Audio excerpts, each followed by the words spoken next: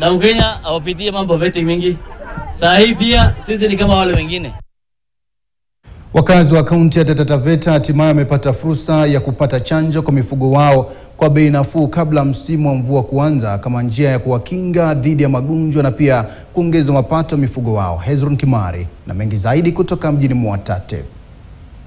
Na ni afueni kwa wafugaji wa kaunti ya Taita Taveta baada ya serikali ya kaunti ya kuweza kushirikiana na washirika wengine katika swala zima la kufanikisha chanjo ya mifugo kwa bei ya chini, katika swala zima la kuimarisha mapato na pia kiwango cha ufugaji katika kaunti hii. Na sasa tutapata fursa kusikiza kauli zao. Tutasaidia sisi kama wakulima sababu kuna magonjwa mengi, kuna homa, kuna ugonjwa wa mapafu.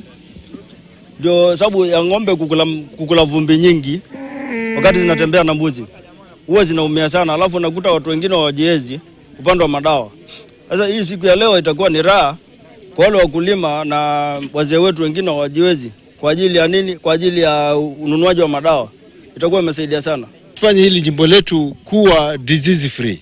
Yaani liwe eneo ambalo halina magonjwa, manake tayari serikali ama Kenya tumeanza kupeleka ng'ombe nje ya Kenya, na tunataka hizi ng'ombe nyingi ziwe zikitoka kwa hili jimbo la Taita na Taveta, kwa sababu linaweza saidia kwa kutengeneza hela kwa mkulima, na vile vile ile gharama mwananchi anapata kutibu hao wanyama ipungue.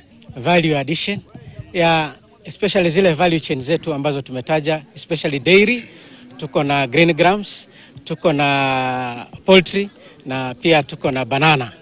Na hasa kwa upande wa dairy, unaona upande wa pale nyanda za juu tumetaja zile cooperatives, especially Tago Dairy, ambayo tunaangazia ya kwamba wakulima wetu katika Taita Taveta County waweze kuenda.